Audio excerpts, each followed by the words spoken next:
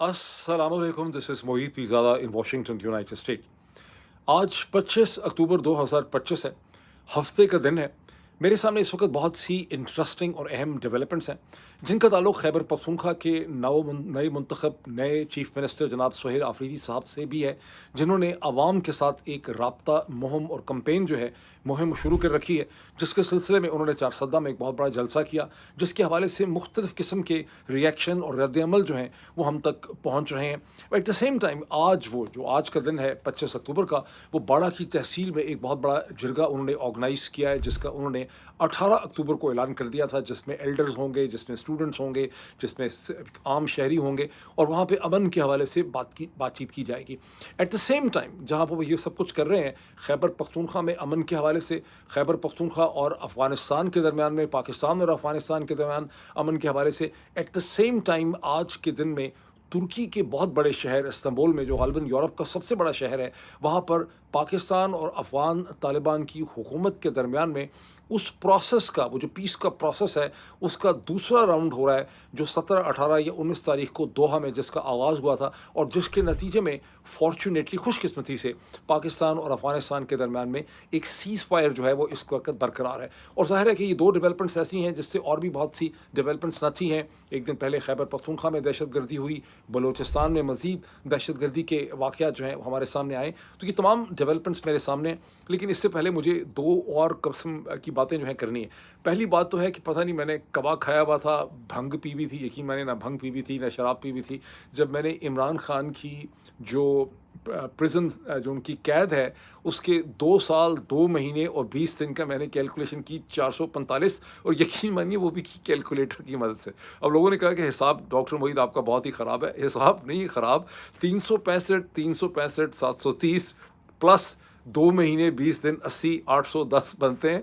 लेकिन उस वक़्त पता नहीं, उस वजह ये थी कि मैंने एक फ़ोन हाथ में उठाया हुआ था, और वो मैंने हाथ में ऐसे उठाया हुआ था, उस वक़्त मेरे पास स्टैंड नहीं था, तो वो ख़ासा मुश्किल किस्म का काम था, और मैं छोटे-छोटे टुकड़ों में उस वीडियो को रिकॉर्ड कर रहा था, 3-3 4-4 मिनट के टुकड़ों में, उसको बाद में मैंने जोड़ना था। तो वो उस कन्फ्यूज़न और chaos में मैंने वो कैलकुलेशन की। अब वो जो वीडियो थी, उस पे ख़ासा रिएक्शन हुआ। वैसे तो उस वीडियो को भाई लोगों ने, चूँकि वो एल्गोरिदम डिस्टर्ब करते हैं, उसको उन्होंने ख़ासा सप्रेस कर दिया है, उसके टाइटल से शायद। बहरहाल छोड़े उसको, किस वजह से किया है, मैं भी उसकी मज़ीद बात करता हूँ।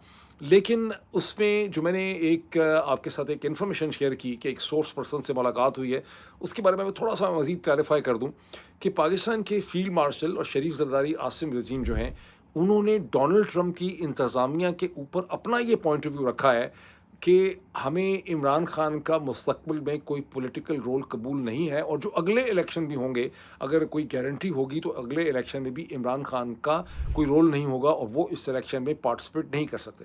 उन्होंने अपनी ये कंडीशन वहाँ रखी। अब आपके ज़हन में सवाल है कि ये डिमांड और कंडीशन क्यों रखी? उन्होंने इसलिए रखी है कि उनके ज़हन में जो सबसे बड़ा खदशा है, कि ख़तरा था और है, कि कांग्रेस की तरफ से, किसी ह्यूमन राइट कमीशन की तरफ से, किसी ह्यूमन राइट बॉडी की तरफ से, किसी यूरोपियन हुकूमत की तरफ से, पाकिस्तानी अमेरिकन डायस्पोरा की तरफ से कहीं पर एक ऐसी डिमांड आएगी कि इमरान खान को रिहा कर दें, उन्हें छोड़ दें। तो उनके सामने उन्होंने ये कंडीशन रखी है कि हम इमरान खान को अगर छोड़ेंगे, तो ये हमारी प्रिंसिपल एक शर्त है कि इमरान खान का सियासत में कोई रोल नहीं होना चाहिए। मैंने एट द सेम टाइम इसी वीलॉग में ये भी क्लैरिफाई किया था कि पाकिस्तान की पॉलिटिक्स की, इसमें कोई शक नहीं है कि अमेरिका को बहुत कंट्रोल है, मगरब को बहुत कंट्रोल है, लेकिन मुकम्मल कंट्रोल नहीं है। पाकिस्तान में और पाकिस्तान के खित्ते में किसी भी वक्त कोई ऐसी डेवलपमेंट हो सकती है, कोई ऐसी तब्दीली आ सकती है, जिसके नतीजे में वाशिंगटन, पाकिस्तान के अंदर आने वाला जो सियासी ऊँट किस करवट बैठेगा, उसे वाशिंगटन कंट्रोल नहीं कर सकता। और ख़ुद वाशिंगटन के अंदर की पॉलिटिक्स भी मुसलसल तब्दील हो रही है, और इस वक्त लोगों की नज़रें जो हैं वो मिड टर्म इलेक्शन पे लगी हुई हैं 2026 के, कि उसके बाद अमेरिका की सियासत का और अमेरिका के अंदर के ताकत का तवाज़न का जो ऊँट है, वो किस करवट बैठेगा। तो ये 2 चीज़ें जो है, इसको अपने ज़हन में रखें। अब जो सेकंड एक मैंने आपसे एक रिक्वेस्ट करनी है, जो मैं पहले भी कई दफ़ा करता रहा हूँ, इस वीडियो को कोशिश करें कि आखिर तक देखें, पॉइंट नंबर 1। दूसरा ये कि हर 12 घंटे के बाद मोईद पीरज़ादा के नाम से सर्च कर लें, मैं भी बताता हूँ इसकी वजह क्या है।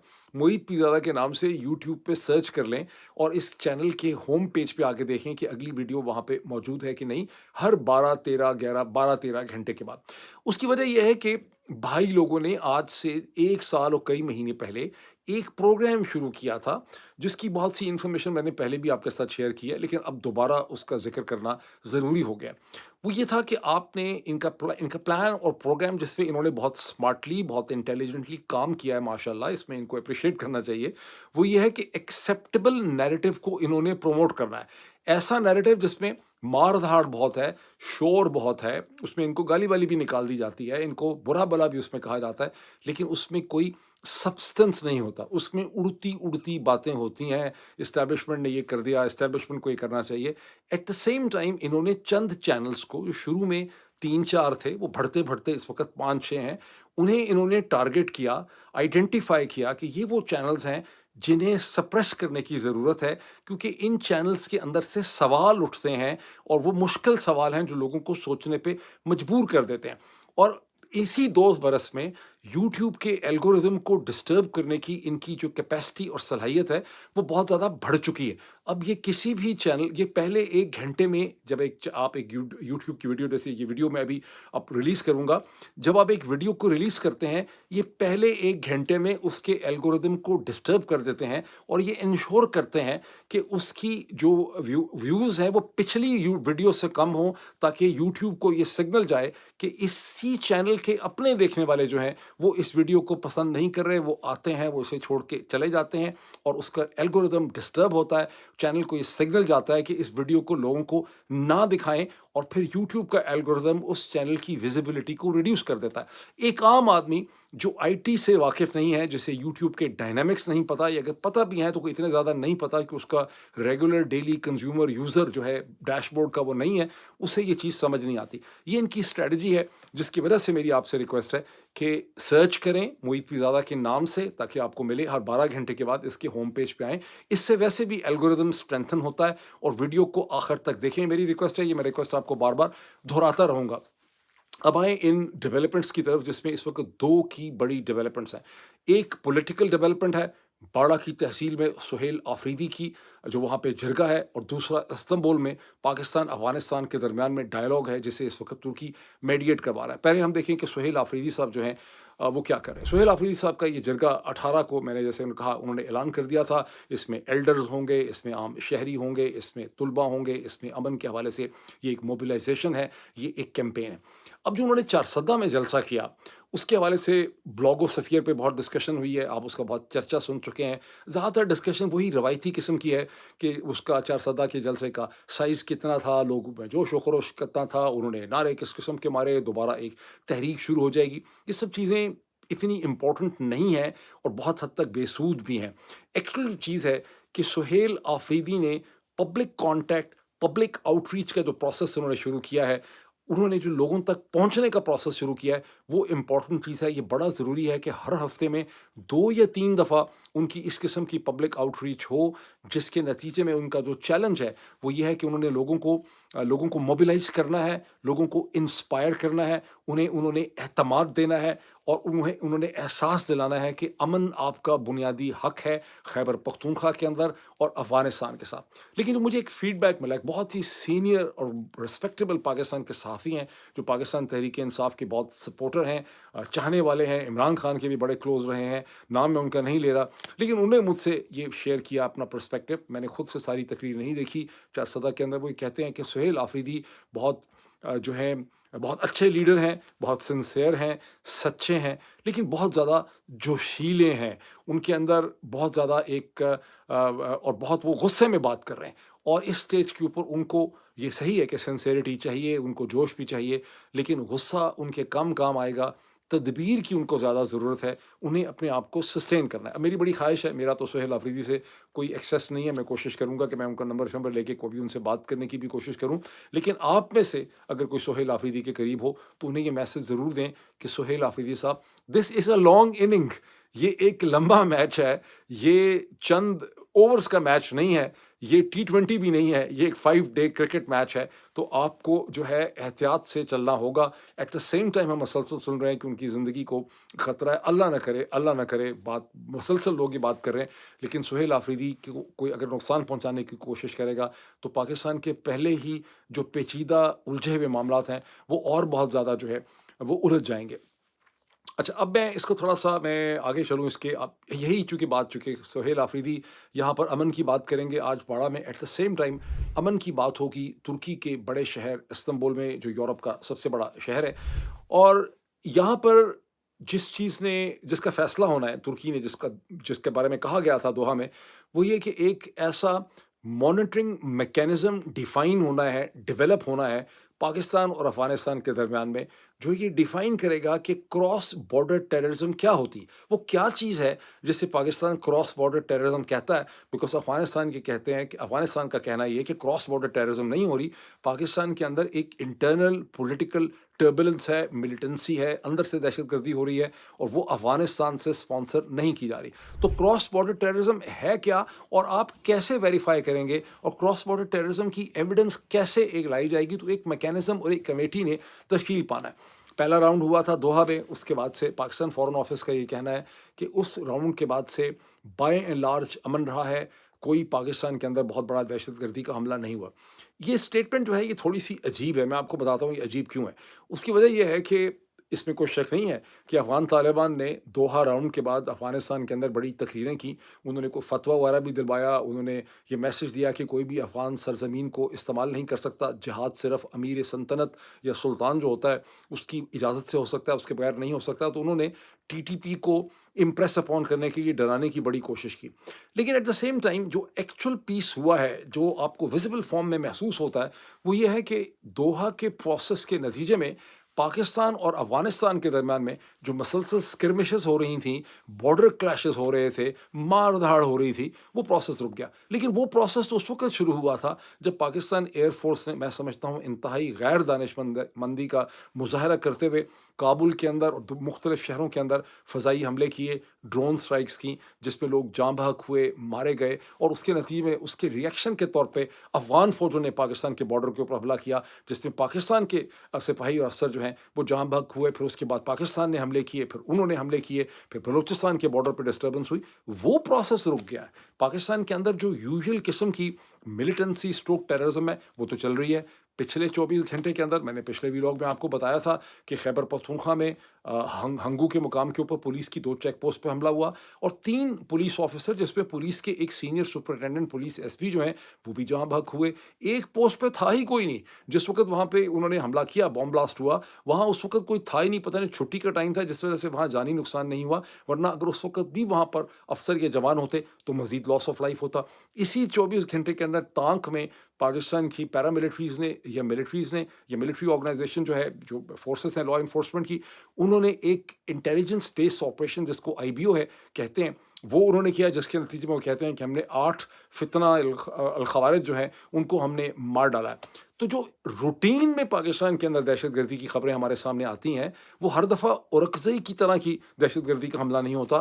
روٹین میں ہر ہفتے جو ہمارے سامنے خبریں آتی ہیں وہ یہی ہوتی ہیں کہ انٹیلیجنس بیس آپریشن ہوا ہے، اس میں اتنے سپاہی اور جوان جو ہیں وہ جاں بحق ہوئے ہیں، اتنے اسے کہتے ہیں ہم نے فتنہ الخوارج یا دہشت گرد جو ہیں وہ مار ڈالے ہیں، فلاں پوسٹ کے اوپر، رینجرز کی پوسٹ کے اوپر یا پولیس کی پوسٹ کے اوپر حملہ ہوا ہے، وہاں اتنے لوگ جو ہیں جہاں بحق ہوئے ہیں۔ یا یہ خبریں آتی رہیں کہ پاکستان نے ڈرون سٹرائک کیا، اس کے نتیجے میں گاؤں میں اتنے لوگ جو ہیں وہ جاں بحق ہوئے ہیں۔ یہ اورکزئی والا معاملہ جو ہے وہ ایک ایکسیپشنل چیز تھی۔ تو پاکستان فورن آفس نے جو یہ اسٹیٹمنٹ دی ہے، یہ اب ظاہر ہے پاکستان کے اخباروں میں کوئی بھی چیز لکھی جا سکتی ہے، بڑے اس کو ایک بلیک اینڈ وائٹ طریقے سے آپ نے پیش کر دیا، اس کی کوئی ایویڈنس نہیں ہے کہ پاکستان میں ملیٹنسی میں کوئی کمی آئی۔ ابھی اسی 24 گھنٹے میں جب فورن آفس یہ کہہ رہا ہے تو پاکستان کے بلوچستان میں خضدار میں کہتے ہیں کہ جو ایک پرائیویٹ کمپنی، جس کا نام نہیں لیا گیا لیکن پاکستان کے تمام اخبارات میں اس کی تفصیلات ہیں، خضدار میں بلوچستان میں ایک کمپنی کے ایسٹس، اکوپمنٹ اور ورکرز کے اوپر حملہ ہوا،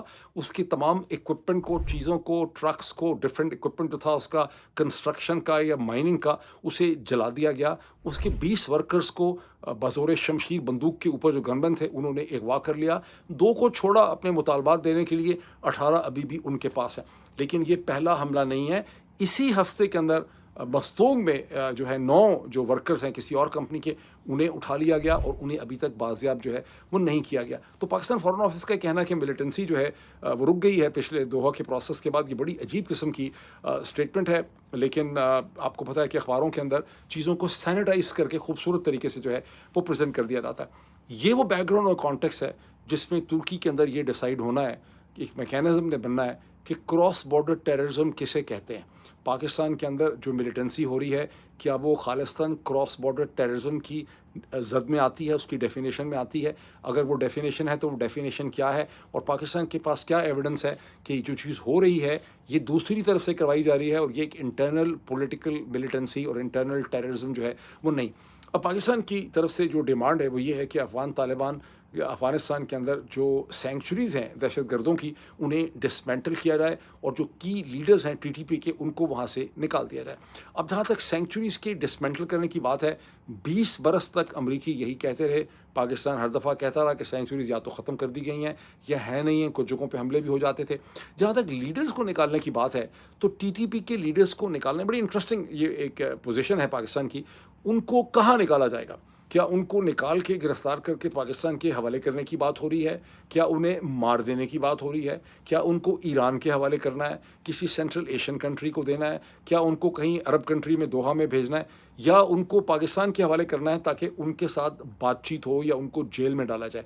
किसी भी शक्ल में अगर आप इसको डिफ़ाइन करेंगे, इसका मतलब है कि आपको एंगेजमेंट करनी है, आपको नेगोशिएशन करनी है, आपको बातचीत करनी है। लेकिन पाकिस्तान के डिफेंस मिनिस्टर ख्वाजा आसिफ साहब ने अपनी इन्फिनिट विजडम में पहले कह रखा है कि दोहा स्ट्रोक इस्तांबुल प्रोसेस का हरगिज़ ये मतलब नहीं है कि हम कोई डायलॉग करेंगे, हमारी तो सिर्फ ये डिमांड्स हैं। तो मेरा ख्याल है कि जब ये प्रोसेस का पर्दा पूरा आपके सामने उठेगा और इसकी तफसीलात आपके सामने आएंगी, तो आप देखेंगे कि इसमें से एक डायलॉग के प्रोसेस निकलेगा। यही चीज़ कतर वाले भी कह रहे होंगे, यही चीज़ जो है वो तुर्की वाले भी कह रहे होंगे कि भाई यहाँ पे एक डायलॉग करने की ज़रूरत है। तो इस प्रोसेस को बहुत गौर से देखें। जहाँ आप खैबर पख्तूनख्वा में सुहेल आफरीदी की जिरगा प्रोसेस को देख रहे हैं, उसके साथ इस प्रोसेस को जो है देखना बड़ा ज़रूरी है। अच्छा, अब एक बड़ी इंटरेस्टिंग डेवलपमेंट हुई, बड़ी शर्मनाक किस्म की है, वैसे शर्म बड़ी आई मुझे देख के। हेडलाइन है, मैं आपको दिखाता हूँ कि हिंदुस्तान के जो परमानेंट रिप्रेजेंटेटिव हैं, उनके जो एम्बेसडर हैं यूनाइटेड नेशन में, उनका सरनेम हर्ष है। पहला नाम उनका बड़ा मुश्किल है, मैंने रटा लगाने की बड़ी कोशिश की लेकिन मेरी ज़ुबान पे चढ़ता ही नहीं है।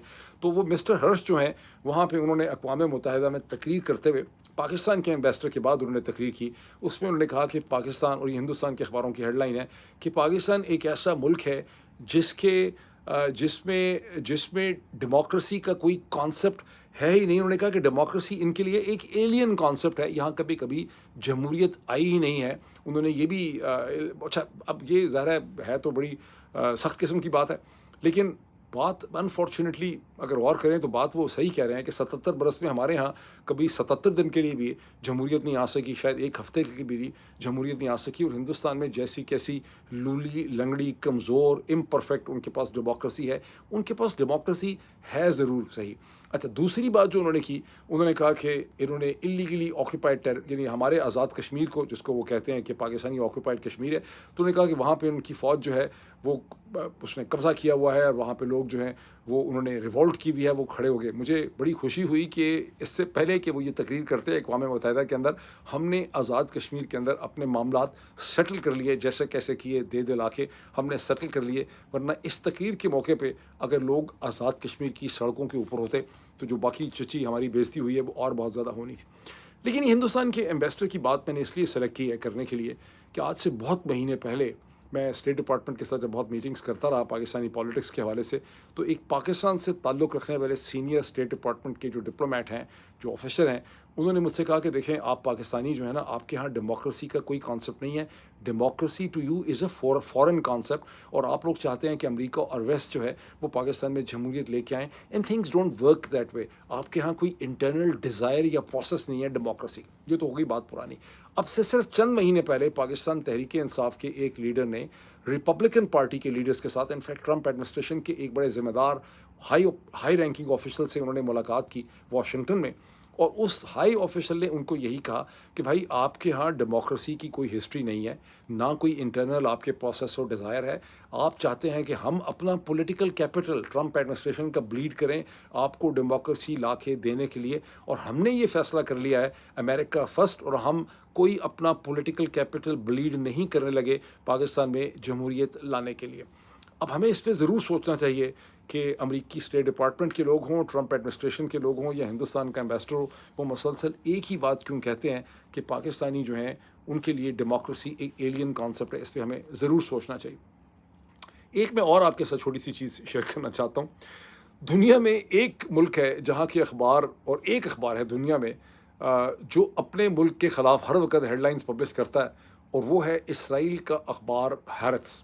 اس میں ایک ہیڈ لائن چھپی ہے اور اس کا ایک انالیسس چھپا ہے کہ کیسے امریکی یہ محسوس کرتے ہیں کہ بی بی نیتن یاہو کی حکومت جو ہے، بینیامین نیتن یاہو کی، وہ امریکنز کے ساتھ ڈبل گیمز کھیل رہی ہے. اب آپ کو یاد ہوگا کہ ڈبل گیمز کا الزام ہم پہ لگا کرتا تھا 9/11 کے بعد کہ مشرف حکومت اور پاکستان کی فوج امریکہ کے ساتھ ڈبل گیمز کھیل رہی ہے.